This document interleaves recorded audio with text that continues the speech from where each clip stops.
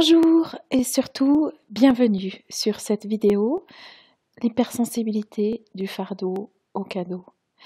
Je me prénomme Anita Rossier, je suis maître praticienne en hypnose et j'ai vraiment eu envie de présenter ce sujet-là pour permettre plus de personnes hypersensibles de comprendre comment elles fonctionnent et peut-être aussi leur montrer le chemin vers le bonheur ou l'acceptation d'elles-mêmes en tous les cas. Alors je suis moi-même hypersensible et aussi une passionnée déjà de science. Depuis mon plus jeune âge, j'ai toujours voulu comprendre le monde et comprendre la vie. Et c'est la raison pour laquelle d'ailleurs j'en avais fait ma première formation. Suite à une crise spirituelle majeure, j'ai choisi de me reconvertir professionnellement pour suivre ma vocation et qui j'étais vraiment. Euh, j'ai moi-même eu un parcours assez long, assez chaotique au niveau du développement personnel, notamment d'ailleurs 10 ans de psychanalyse, diverses thérapies en EMDR, en hypnose et autres.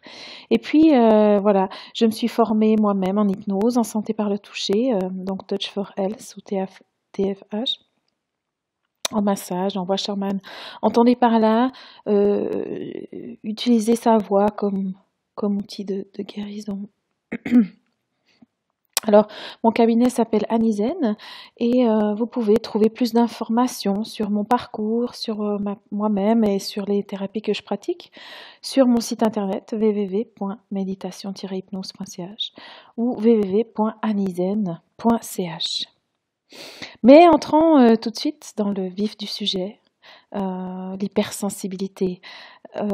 Alors, évidemment, vous me direz, on est tous parfois hypersensibles, hein, quand on vient d'être blessé, la cicatrice est encore ouverte, alors voilà, on est tous sensibles à ce moment-là. Donc ça pourrait être suite à un deuil, suite à une rupture amoureuse, suite à une dépression, suite à un burn-out, un épuisement, etc. Éventuellement aussi des problèmes hormonaux, etc.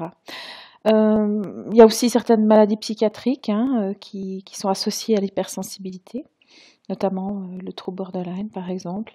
Mais je parlerai de ni l'un ni l'autre aujourd'hui. Je vais me focaliser sur l'hypersensibilité congénitale, c'est-à-dire l'hypersensibilité qui correspond à un fonctionnement neuronal, par opposition aux personnes qu'on appellera dans cette présentation neurotypiques ou normopensantes. Alors, neurotypique parce que c'est le plus typique, la plupart de la population fonctionne préférentiellement, on va dire, sur leur cerveau gauche, qui est un cerveau analytique, un cerveau méthodique, un cerveau aussi rationnel.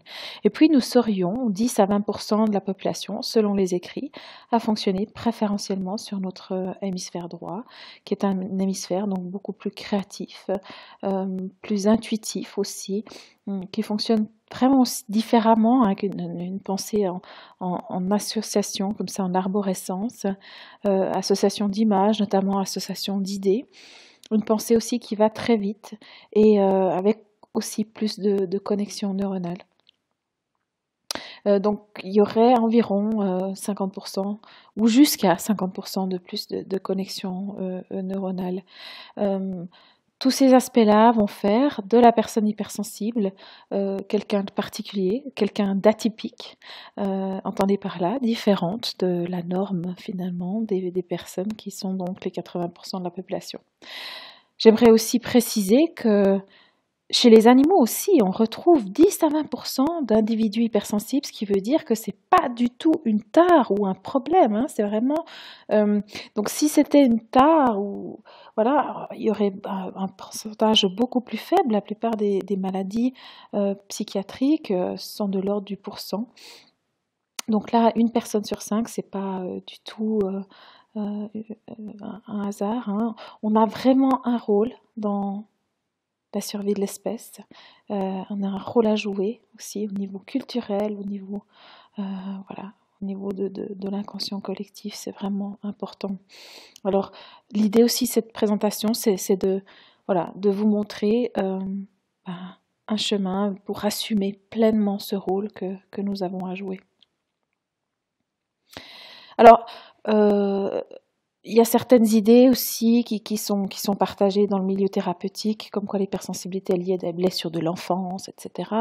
Donc vous pourrez vous torturer l'esprit pendant très très longtemps pour essayer de comprendre d'où ça vient, de réparer toutes ces blessures, etc. Mais finalement, ce sera beaucoup d'énergie perdue, ce sera très, très culpabilisant, et puis aussi, finalement, vous aurez un sentiment d'échec à la fin, parce que vraiment, tout ceci est codifié dans vos gènes, et il semblerait que les premières modifications au niveau du cerveau, du développement du cerveau apparaissent déjà à la 28e semaine de grossesse. Donc non seulement vous êtes né comme ça, mais vous étiez déjà comme ça à l'état d'embryon, de foetus. Alors, hypersensible, oui, mais enfin, on reste tous uniques. Alors voilà, peut-être que vous ne reconnaîtrez pas dans tout ce que je vais dire, mais voilà, finalement, on est quand même tous capables de se comprendre. Et puis, mon but ici, c'est de présenter des généralités, pour avoir voilà, quelque chose qui puisse être compréhensible et concis, tout en sachant que ma prétention n'est pas évidemment d'être exhaustive. Enfin, on peut quand même dire que la plupart des hypersensibles correspondent au schéma que je vais décrire ici, qui présente donc tous ces traits de personnalité ou de caractère, appelez ça comme vous le voulez. Donc, en tous les cas, je pense que tous les hypersensibles se rejoignent pour dire qu'ils sont des personnes empathiques et émotives. Alors, c'est évidemment, là aussi, probablement chez les hypersensibles, il y a tout un panel d'intensité, hein, mais en tous les cas, souvent, ou à un moment dans notre vie, on trouve qu'on a trop d'émotions. En tout cas, si on se compare aux neurotypiques, à la majorité des gens, évidemment, on ressent des choses plus fortes. Et aussi, on vit quand même dans un monde différent. Ce cerveau droit, comme je le mentionnais tout à l'heure, lui, il vit vraiment dans la connexion au tout, hein. Il a envie d'harmonie, il a envie de paix, il a envie de se sentir pleinement vivant, dans l'instant présent, etc. Et puis, ils se sentent souvent en décalage par rapport aux neurotypiques qui, eux, ont un sens identitaire beaucoup plus développé. Alors, je dis pas ça au sens négatif, hein.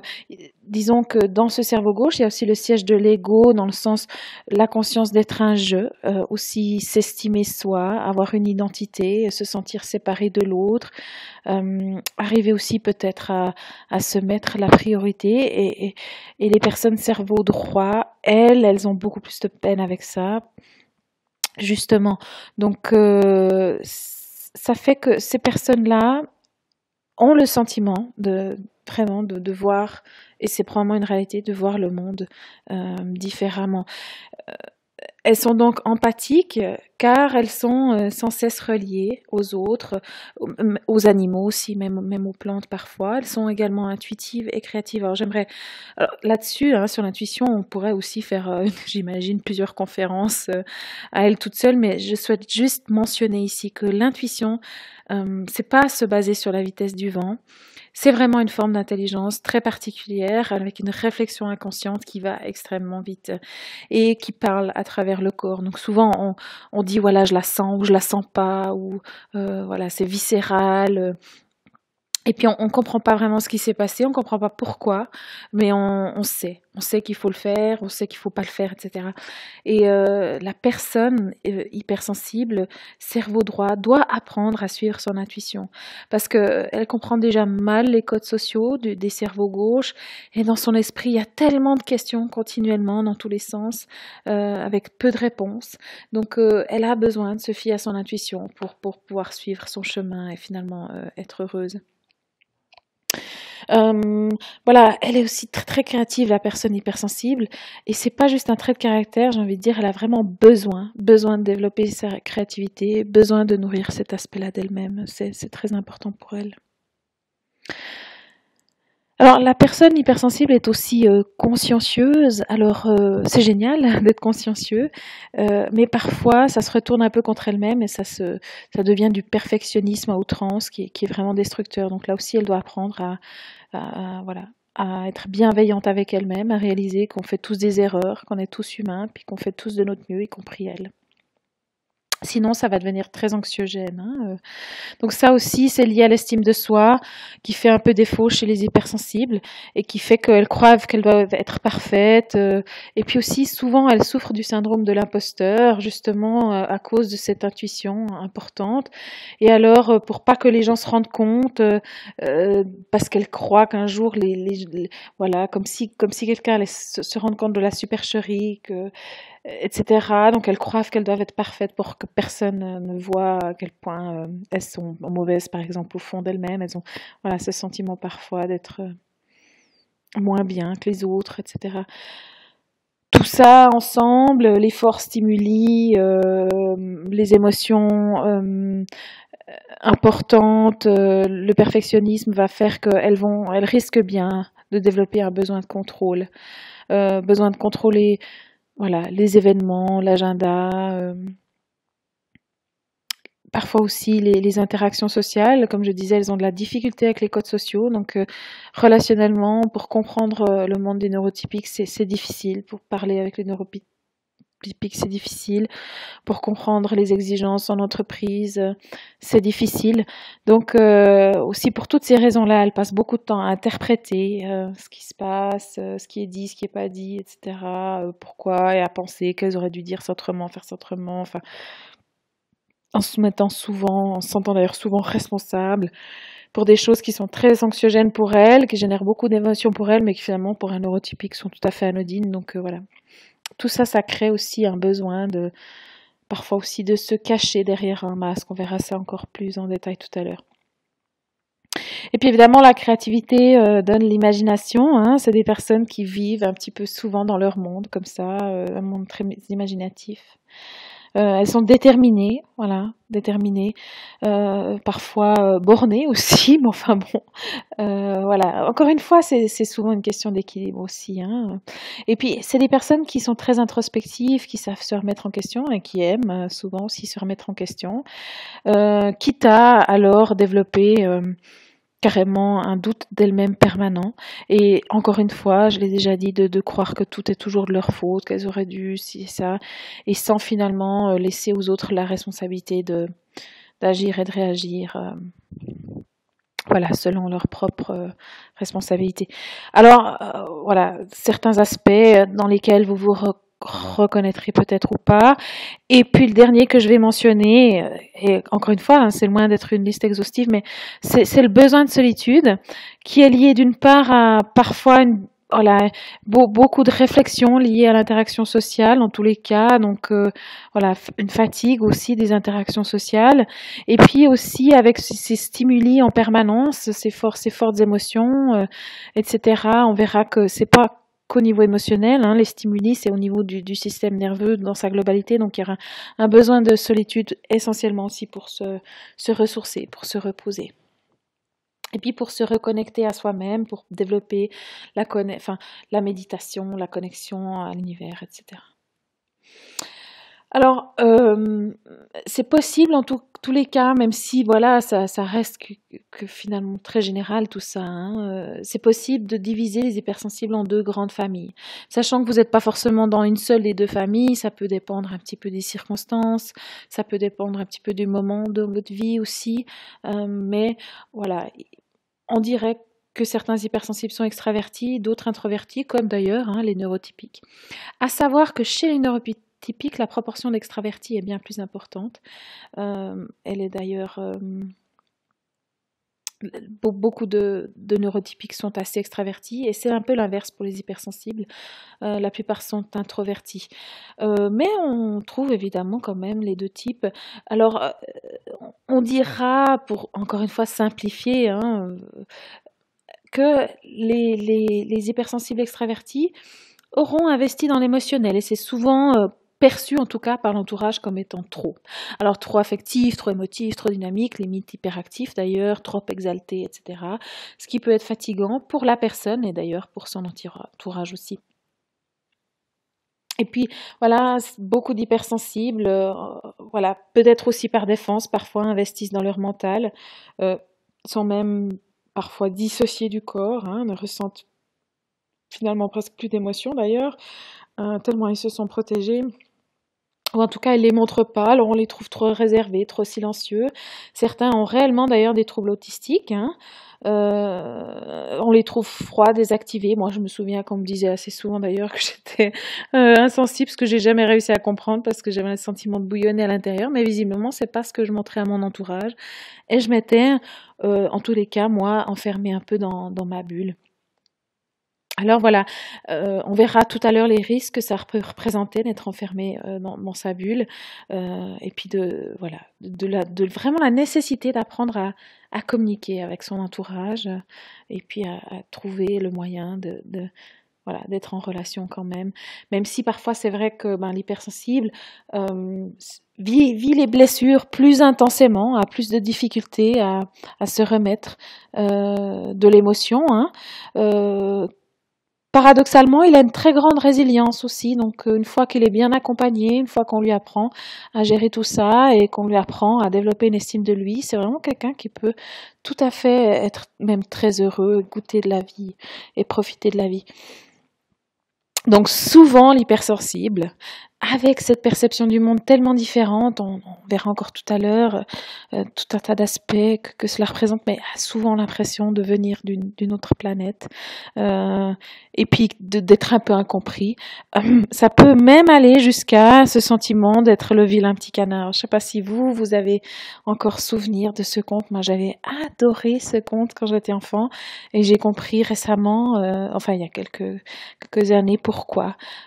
J'avais tellement aimé ce conte. Et puis, on se souvient tous de ce que devient le vilain petit canard, hein, il devient un signe magnifique, mais enfin, il reste différent de ses frères et sœurs, et ce sera toujours pas un canard. Donc ça aussi, pour marcher la tête haute en étant un cygne, il faut assumer de ne pas être un canard, j'ai envie de dire. Et puis alors ce cerveau droit a besoin d'harmonie, a besoin d'amour, de créativité, d'imagination. Il voudrait que tout le monde soit heureux, que tout le monde s'aime. Il vit vraiment dans ce qu'on appellera le monde des bisounours, qui est un peu cette autre planète d'ailleurs. Et puis voilà, à réaliser vraiment à un moment donné, pour l'hypersensible, et le plus tôt possible, que tout le monde ne vit pas dans le monde des bisounours, et surtout tout le monde n'a pas envie de vivre dans le monde des bisounours.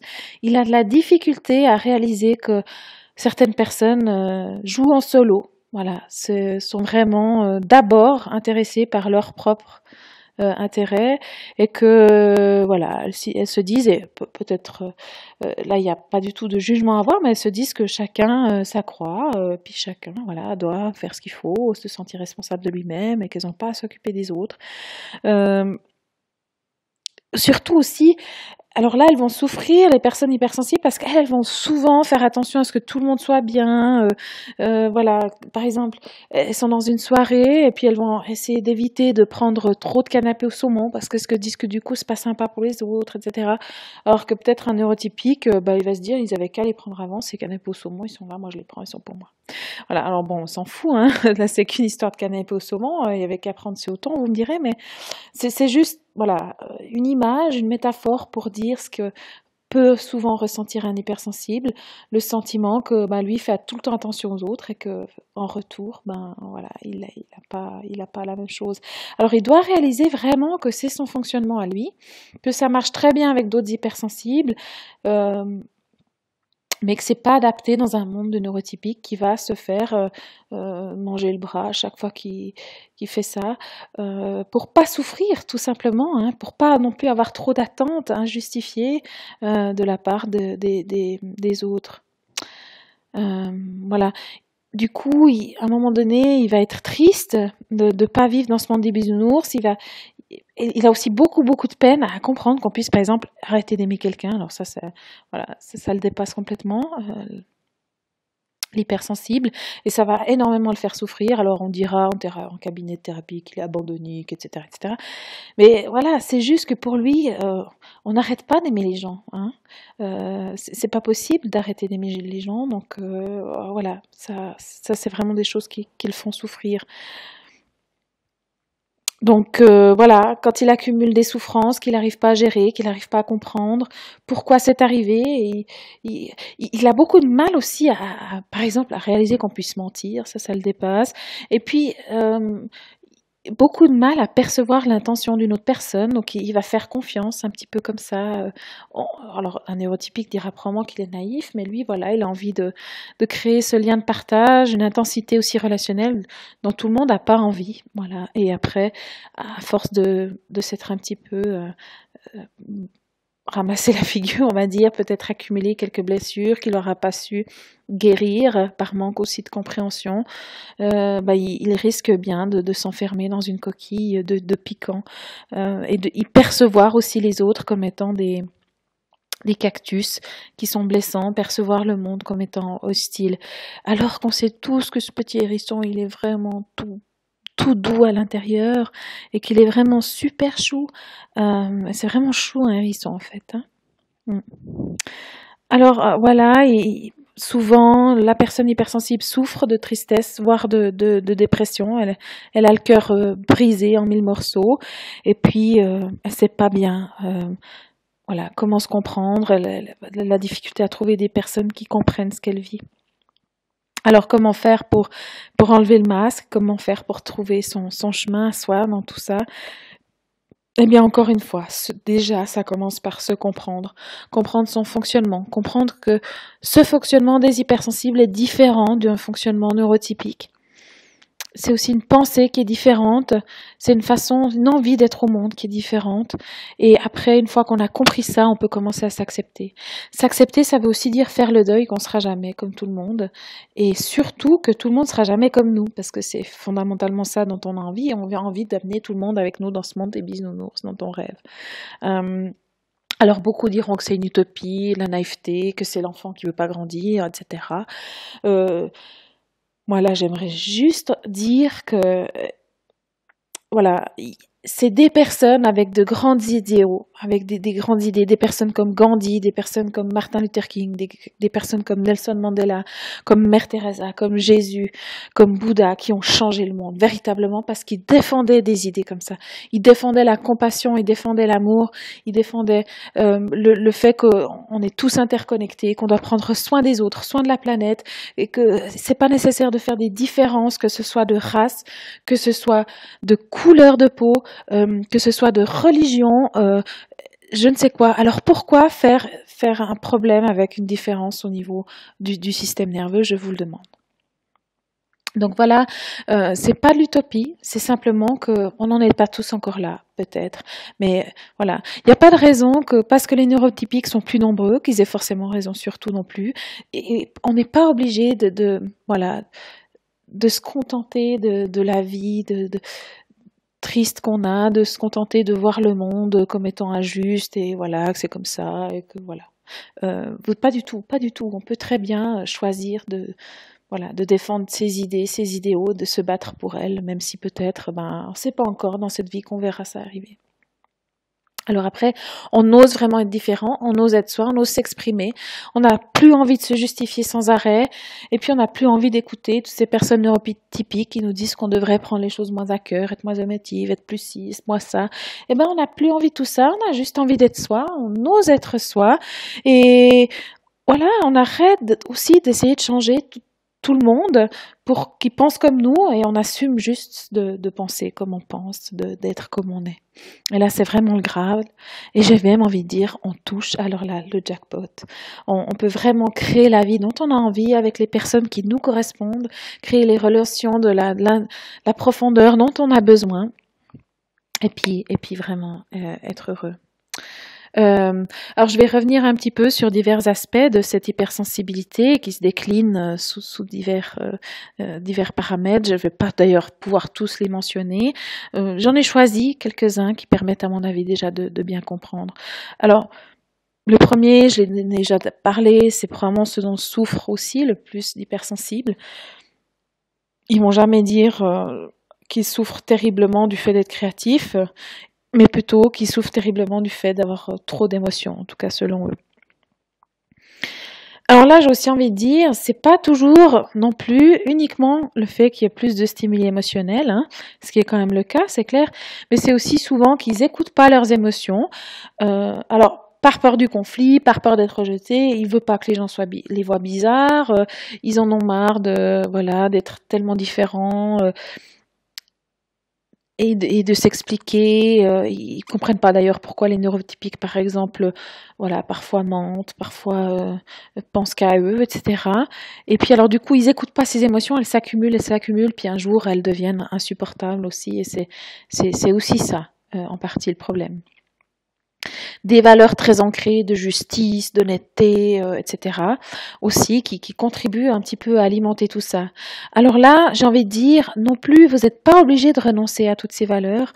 Voilà, il n'y a pas du tout à se forcer à regarder des images difficiles à la télévision jusqu'à ce que ça ne nous fasse plus rien.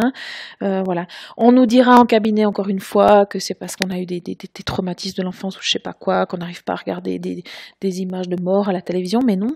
Enfin, voilà. Euh, Moi, j'ai plutôt envie de dire comment les gens font pour regarder ça, que ça leur fasse rien, et que c'est vraiment ça qui est normal, est-ce que c'est vraiment ça qui est juste, d'arriver à regarder, par exemple, des enfants se faire torturer, puis que ça fasse rien du tout. Moi, je trouve ça aberrant. Mais j'ai envie de dire, c'est vrai que on peut aussi quand même arriver à arrondir les angles, à voir que, ben, dans certaines situations, on fait tous de notre mieux. Est-ce que peut-être perçu pour vous comme étant injuste, ça va peut-être la personne aura eu une très bonne explication par rapport à son histoire, à qui elle est ou ce qu'elle a pensé. Donc, parfois aussi, c'est quand même essayer de se mettre à la place de l'autre, qui peut limiter un petit peu ce sentiment d'injustice et aussi aider à apaiser toutes ces émotions. Alors voilà, je l'ai déjà dit aussi, l'hypersensible, le manque d'estime de lui, ça s'explique au niveau neurobiologique dans un premier temps, hein. Puis ensuite aussi, parce que depuis qu'il est tout petit, on lui dit qu'il est trop, pas assez, etc. Il se sent différent, rejeté. Donc voilà, ça contribue à lui donner l'idée qu'il y a un problème avec lui.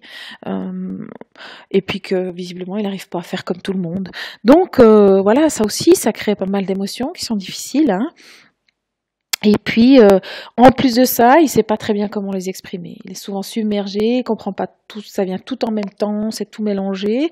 Et puis, il sait pas par quel bout les empoigner. Et puis, voilà, c'est difficile pour lui de les mettre en mots, de les exprimer à quelqu'un, d'oser le dire, etc. Donc, voilà, tout ça contribue à rendre la vie d'un hypersensible parfois assez compliqué. Alors évidemment, il y a des solutions, vous en doutez, hein, je suis pas là que pour parler des problèmes. Donc le premier, vous en doutez, renforcer l'estime de soi, c'est bateau, on le dit tout le temps, hein. D'ailleurs, moi, je sais pas combien de fois on m'a dit, faut que tu aies plus confiance en toi, toi, ton problème, c'est que t'as pas assez confiance en toi, etc. Puis moi, j'ai envie de leur dire, mais oui, mais heureusement que vous me dites, j'ai jamais pensé à ça. Alors j'avais envie de leur dire, oui, mais comment, hein, comment on fait pour avoir confiance en soi? Pour moi, c'était vraiment le flou total, j'avais aucune idée comment faire. Et puis j'y arrivais vraiment visiblement pas bien du tout. Alors là, à un hypersensible, il faut vraiment lui montrer le chemin, il faut le valoriser, lui montrer comment on fait pour voir le verre à moitié plein plutôt qu'à moitié vide, qui réentraîne son esprit pour être bienveillant avec lui-même, hein, et puis de voir le progrès plutôt que voilà, les échecs, etc.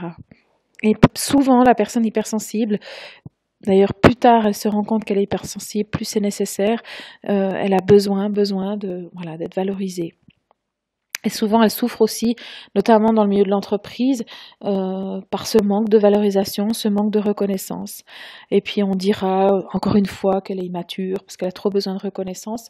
Voilà, donc là, c'est simplement aussi réaliser que, pour elle, le monde de l'entreprise ou voilà le monde des neurotypiques, il est compliqué, difficile d'abord, et puis que c'est vrai que voilà, elle a souvent été aussi eu ce sentiment d'être un imposteur, ce sentiment de pas être adapté, de pas être ok, donc d'arriver à lui dire ces choses-là, ça peut vraiment lui permettre d'exprimer son plein potentiel, et puis d'être extrêmement motivé, d'extrêmement épanoui.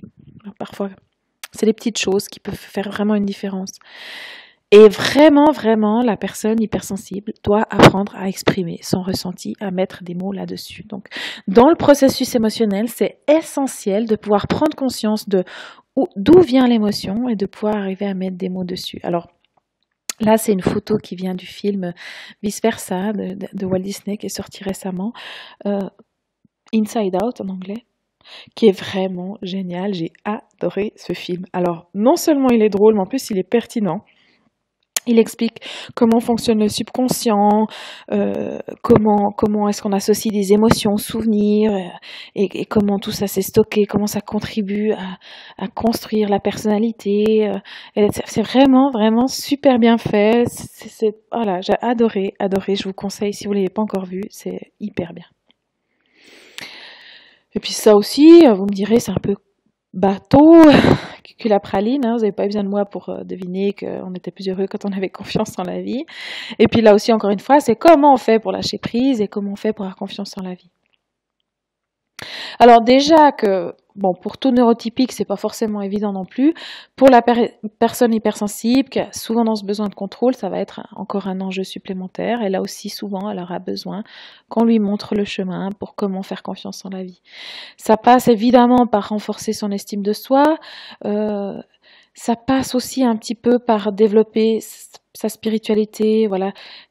Quelles sont vos croyances sur la vie, sur votre vie? De quoi est-ce que Qu'est-ce que vous pensez mériter de la vie? Voilà. Comment est-ce que vous percevez l'échec? Est-ce que pour vous, c'est vraiment voilà, de nouveau une faute de plus que vous avez faite qui vous empêche d'être parfait? Ou est-ce que vous arrivez à voir que tout ça, c'est finalement que des leçons qui vous mènent là où vous avez vraiment besoin d'être? Voilà. C'est aussi, encore une fois, réentraîner son cerveau. Alors, ça prend peut-être pas 7 jours à répéter 21 fois sous la douche, j'ai confiance en la vie, j'ai confiance en la vie, comme voilà, c'est des fois un peu facile. Dans ces bouquins de coaching de francs 50 qui ne marchent pas du tout pour les hypersensibles d'ailleurs, mais il y a quand même un chemin qui fonctionne voilà, à force de persévérance, d'entraînement de l'esprit et aussi de questionnement profond sur le sens de la vie. Qu'est-ce que vous voulez faire de votre vie et qu'est-ce que vous croyez mériter de la vie aussi. Voilà. Alors, après l'hyperémotivité, il y a l'hyperesthésie. Alors, pas tous les hypersensibles ont réalisé qu'ils étaient hyperesthésiques. Donc l'hyperesthésie, c'est la surefficience, comme on parle d'un système nerveux très efficient, avec plus de connexions neuronales. Donc c'est la surefficience d'au moins un des 5 sens. Sans parler de l'intuition, que de toute façon on sait déjà qu'il est surefficient, on en a déjà parlé. Donc, au moins des 5 sens, c'est surefficient. Ça pourrait être l'ouïe, le toucher, l'odorat, le goût et la vue. Et souvent, je m'aperçois que les personnes n'ont pas vraiment réalisé ça. Et pourtant, c'est une partie importante de l'hypersensible, surtout pour éviter le surmenage. Donc, la théorie du monde intense, encore une fois, j'y reviens. Il y a beaucoup d'articles extrêmement intéressants, beaucoup d'études passionnantes qui sont réalisées en ce moment sur le cerveau, et notamment des hypersensibles, des autistes et des cerveaux au potentiel, qui parlent de ce monde intense lié à toutes ces connexions neuronales. Alors, voilà, on pourrait avoir une hyperesthésie, par exemple, au niveau de l'écoute, donc difficulté à supporter les sons forts, les sons aigus, et aussi, par exemple, une difficulté à filtrer aussi le bruit de fond, par exemple, dans un restaurant. Alors, par exemple, s'il y a 10 personnes autour de la table avec une musique de fond, un hypersensible, il va avoir des bouches bouger, puis une espèce de gros brouhaha, parce que c'est imperceptible. Alors que visiblement, pour les neurotypiques, ils ont une discussion cohérente. Voilà.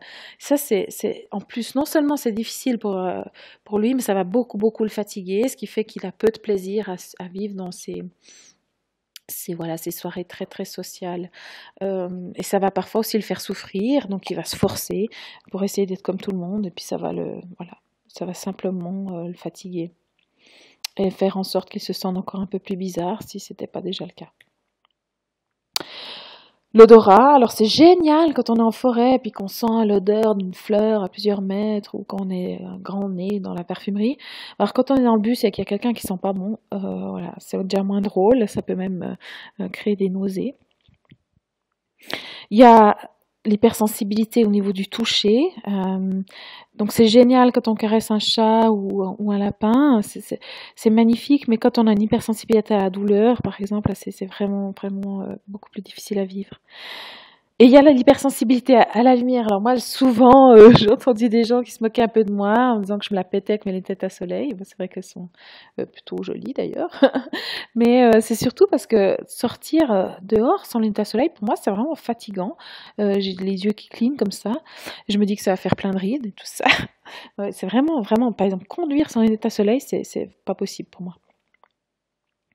Et puis le goût, bon, c'est très associé à l'odorat, donc je vais pas m'étendre plus que ça là-dessus.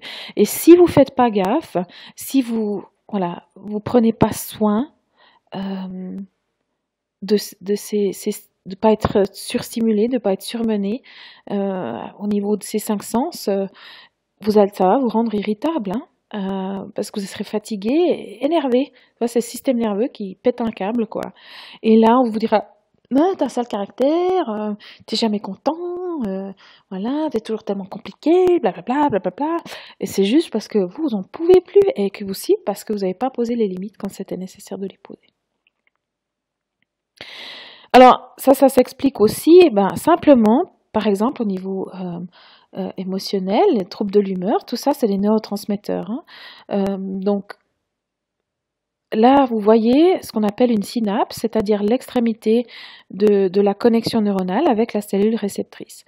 On voit qu'il y a, bon ici c'est un exemple avec le glutamate, mais ça pourrait être n'importe quel autre neurotransmetteur, donc il y a ici des vacuoles pleines de neurotransmetteurs qui sont véhiculés à l'extrémité de la cellule nerveuse du neurone pour être libérés dans la fente synaptique afin d'être réceptionnés sur ici des protéines membranaires de la cellule réceptrice pour créer ce qu'on appelle un influx. Alors, vous imaginez bien qu'il y a une limite au niveau de la quantité des neurotransmetteurs disponibles ici et qu'à un moment donné, il n'y en a tout simplement plus. Alors même s'il y a un recyclage ici, il y a de toute façon une perte, et puis ça prend du temps, hein. Et c'est souvent fait d'ailleurs pendant le sommeil. Donc si déjà vous êtes surstimulé, qu'en plus vous dormez mal, parce que souvent quand on est trop fatigué, on dort mal, en plus anxieux, etc. Tout simplement, vous allez être ce qu'on appelle surmené, et après ça part en burn-out, en fatigue chronique, etc. Alors, encore une fois, je ne suis pas là que pour parler de problèmes, j'ai envie de proposer des solutions. Donc, ça commence par respecter ses limites et apprendre à dire non. Voilà. Alors, dites-vous bien que vous n'avez rien à gagner à vouloir faire semblant que vous êtes neurotypique, à vouloir faire comme eux, faire semblant que vous avez envie des mêmes choses qu'eux,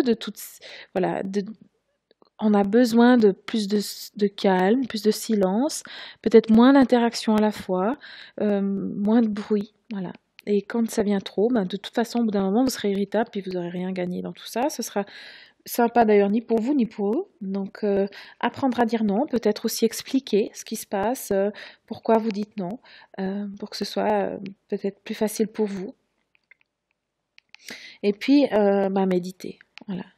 Alors,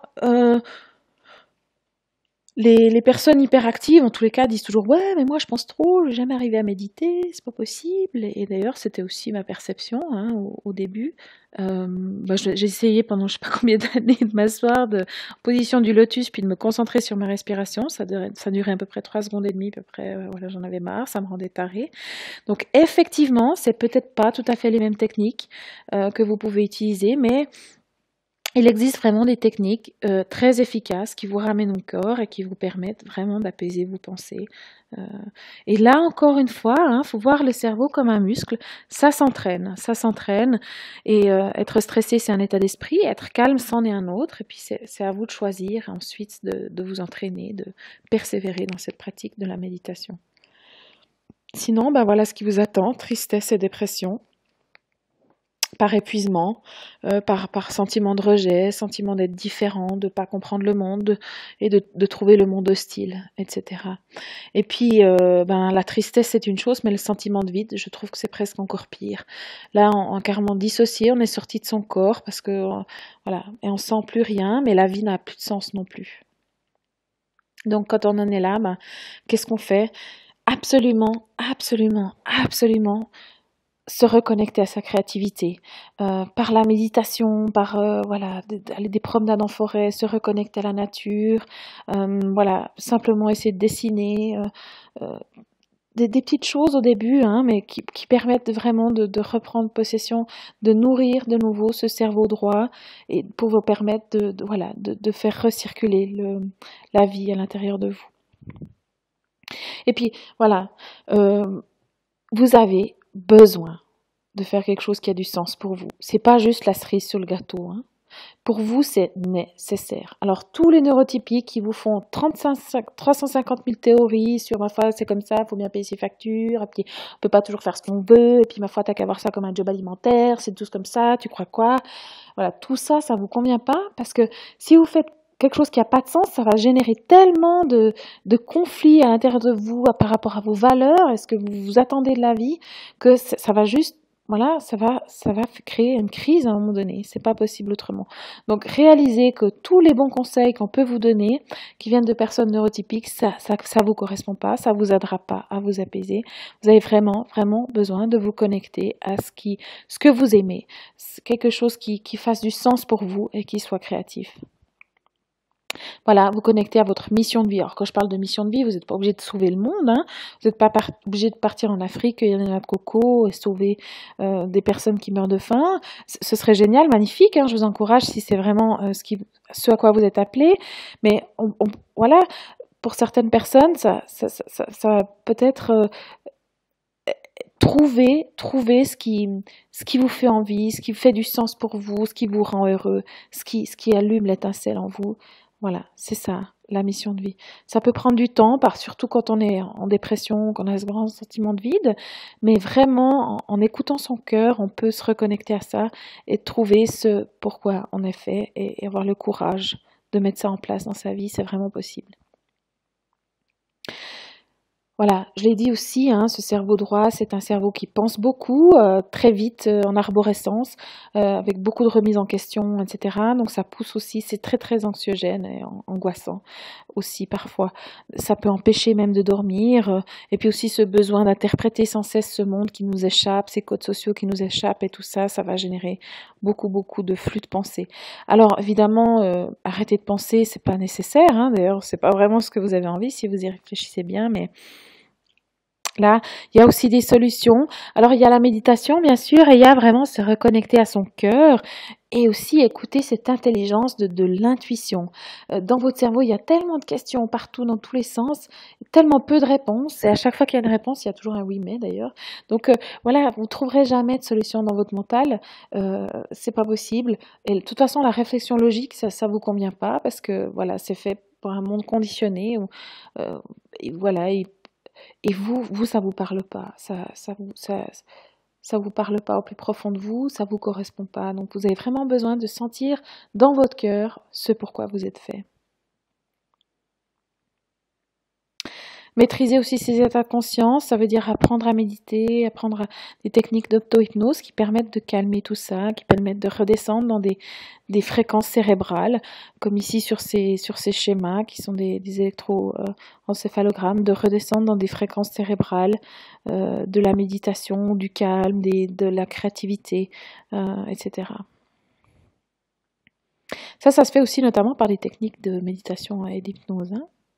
Puis une des choses qui peut aussi faire beaucoup souffrir les hypersensibles, c'est le trop plein d'empathie. Et peut-être des fois même une incapacité à comprendre qu'est-ce qui est à nous et qu'est-ce qui est à une autre personne. Sensible aux vibrations, par exemple. On arrive dans une pièce, il y a énormément de monde et puis on se sent d'un coup fatigué, irritable, on a faim, etc. Voilà, quelqu'un se met en colère en face de nous et puis on est tout perturbé parce que voilà, ce cerveau droit qui est connecté aussi au monde et connecté aux autres personnes et il y a comme aussi ce manque parfois identitaire qui fait qu'on ne sait plus trop où on est avec sa conscience. Et ça peut vraiment faire souffrir et aussi malheureusement est une porte de plus à la manipulation, on en reparlera juste après. Donc là, que faire? Alors déjà, prendre soin de soi, hein, et puis être conscient encore une fois de ses limites.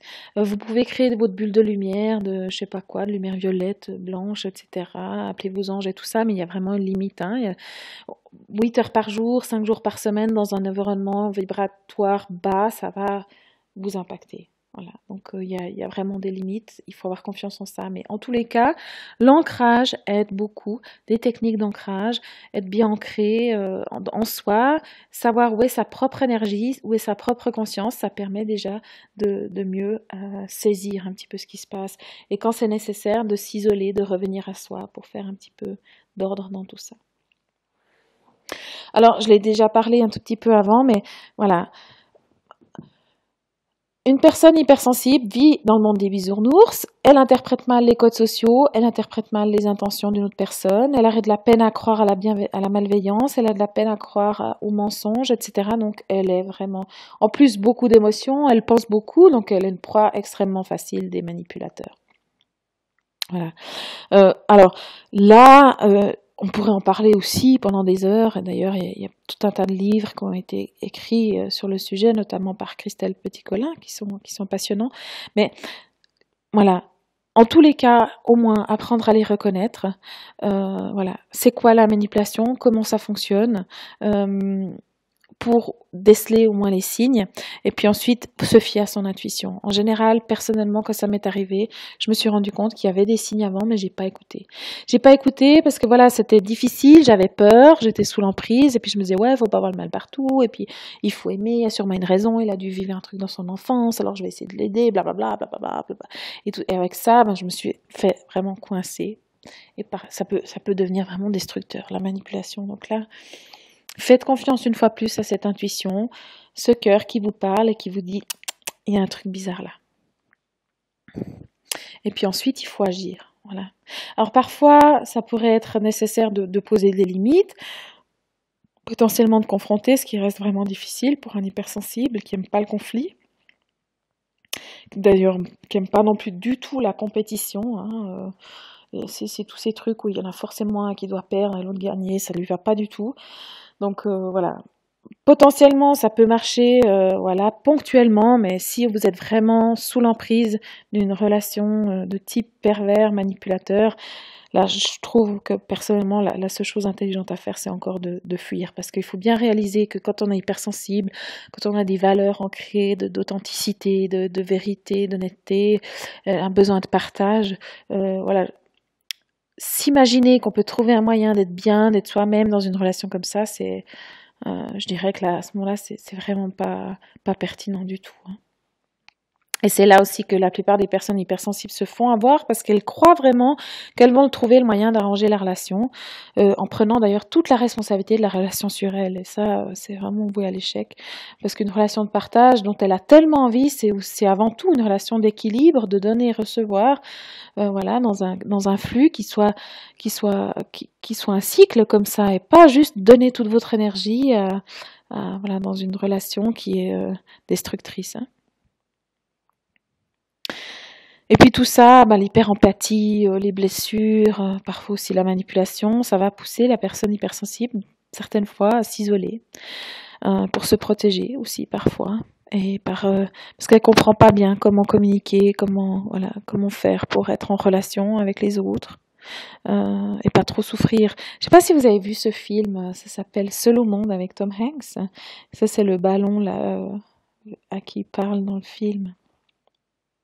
Alors aussi, une des autres choses qui explique un petit peu parfois la tristesse, c'est ce syndrome du jumeau perdu. Alors il semblerait que il y ait plusieurs grossesses qui soient jumellaires et qui finalement, en cours de grossesse, il y a un des jumeaux qui arrive pas à terme malheureusement, et il y aurait le souvenir inconscient de ce jumeau qui reste là présent chez la personne qui vient au monde. Alors, semblerait-il que chez les hypersensibles, ce soit vraiment quelque chose de symptomatique, qu'il y a eu d'ailleurs un jumeau ou pas. Et donc ça peut générer des sentiments de nostalgie, de tristesse, le sentiment de jamais être entier, d'être toujours nostalgique de quelque chose qu'on aura perdu et qu'on ne s'est pas retrouvé. Alors que faire? Voilà. Ce cerveau droit a aussi un très fort besoin de se sentir connecté, donc de développer sa spiritualité, de trouver un petit peu c'est quoi ce dont vous êtes tellement nostalgique. Voilà, de vous reconnecter à ça, de vous reconnecter au sens de l'existence, à pourquoi vous êtes là, qu'est-ce qui se passe après la vie. Tout ça permettra aussi d'arriver à faire vraiment confiance à la vie et de trouver vraiment le sens de tout ça, de cette vie sur Terre aussi, etc. Et puis, voilà, apprendre c'est pas possible avec tout le monde, une relation cœur à cœur. Tout le monde n'en a pas envie, tout le monde n'en a pas non plus les compétences. Donc, savoir, voilà, vers qui vous tournez, qui a aussi envie de cette relation-là, cœur à cœur, et puis apprendre que nos relations de cœur à cœur, ça se construit. Et puis que, ben voilà, même si on est hypersensible tous les deux, par exemple, même si on a toutes deux personnes envie d'une relation cœur à cœur, ben on est quand même deux personnes différentes. Donc, il arrivera toujours un moment donné où, voilà, il y a peut-être des petits conflits, des choses comme ça qu'il faut apaiser et que voilà, que c'est pas grave finalement. Donc voilà, avoir le courage aussi de communiquer de façon authentique, d'exprimer tout ça, d'avoir le courage de dire dès le début comment on est, parce que voilà, ça ne sert à rien de vous mentir à vous-même pour essayer de, à tout prix, d'avoir une relation avec une personne qui souhaite pas la même profondeur et la même intensité que vous. Donc voilà, autant le dire dès le début que vous êtes quelqu'un de sensible. Alors on vous dira que voilà, il faut pas faire peur aux gens, voilà. Mais une personne hypersensible n'est pas dépendante, hein.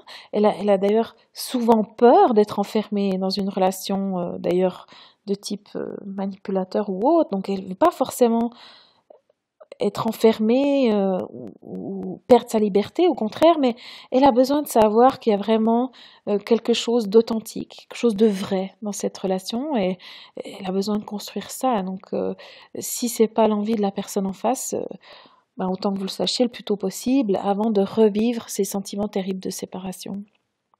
Et puis alors ça, j'adore cette phrase de Oscar Wilde, soyez vous-même, tous les autres sont déjà pris. C'est tellement vrai. Et puis voilà, j'ai mis cette photo parce que je me suis rendu compte que les barrières qu'on se met aussi, c'est finalement notre mental beaucoup, et ça veut dire qu'on est les seuls à pouvoir ouvrir les barreaux et s'échapper pour s'envoler vers ce plein potentiel de notre cerveau créatif, imaginatif, voilà, qui a envie d'intensité, qui a envie de profondeur, qui a envie de partage. Et c'est tellement magnifique. Alors bien sûr, on va une ou deux fois, quand on apprend à voler, un petit peu se casser la figure, mais voilà. En même temps, je le disais, on a une grande résilience, donc on a une grande capacité de se remettre de toutes ces anicroches si on sait, encore une fois, accueillir nos émotions et puis grandir avec tout ça. Comme je disais, être sensible, c'est aussi voilà, la résilience, c'est aussi l'envie, l'optimisme, la capacité de croire qu'on peut se remettre et apprendre des expériences que nous vivons pour vivre dans un monde encore plus beau, encore plus intense. Et oui, j'ai envie de dire, cette soi-disant utopie dont souffriraient les hypersensibles, ben, j'ai envie de dire, on a aussi une grande capacité de compassion, hein. Et puis, ben encore une fois, voilà, c'est des gens comme Martin Luther King, comme Gandhi, comme Jésus, qui ont changé le monde parce qu'ils ont défendu des idées belles, des idées de compassion. Et encore le Dalai Lama, dans cette phrase magnifique, qui dit ben, prendre soin des autres, partager leurs problèmes et faire preuve de compassion. Tel est le fondement d'une vie heureuse pour soi-même, pour sa famille et pour l'humanité tout entière. Alors, c'est pas parce que on est utopique qu'on a forcément tort. On défend quand même des valeurs absolument magnifiques. Maintenant, faut-il encore tolérer, accepter qu'on n'en est pas tous au même niveau, qu'on n'a pas tous envie de la même chose. Et puis voilà, en cabinet psychanalytique, on vous dira que vous ne voulez pas grandir, que vous êtes pris dans une relation perverse avec votre mère ou je ne sais quoi, mais pas du tout. En fait, vous êtes juste restez connecté à cette capacité de s'émerveiller, à cette innocence de l'enfant, que vous n'avez pas envie de renoncer à ça. Vous avez envie d'arriver à voilà, à être émerveillé devant une coccinelle, un papillon.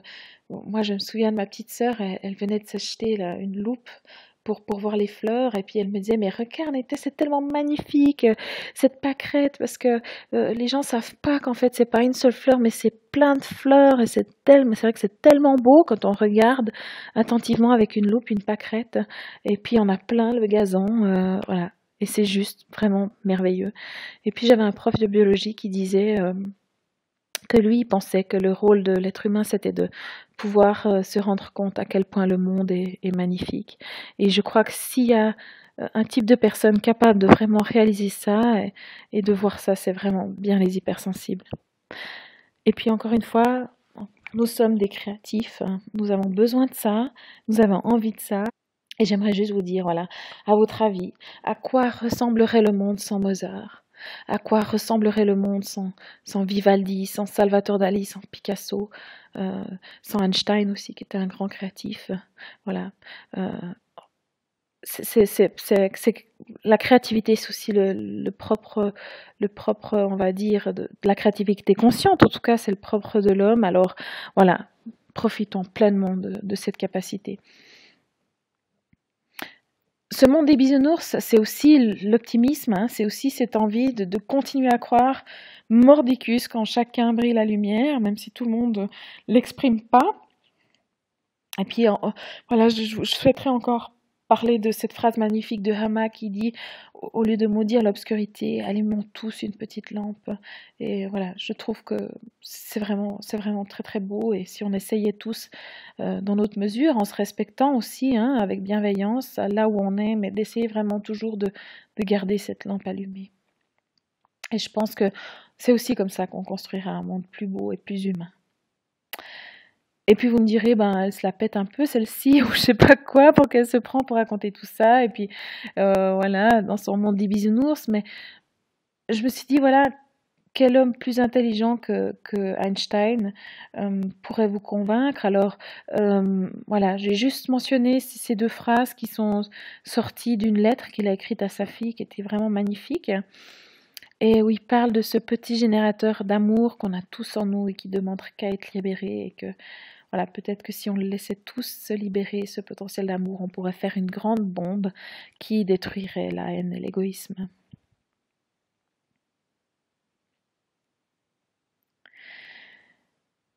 Et voilà, quitte à paraître un peu, encore une fois, utopique, je vais encore dire ça.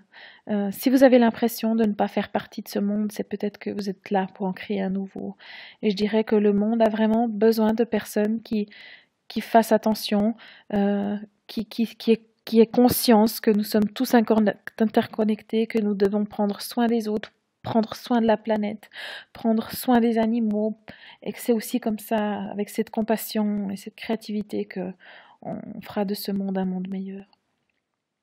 Alors continuons de croire à ça, ne renonçons pas. Voilà.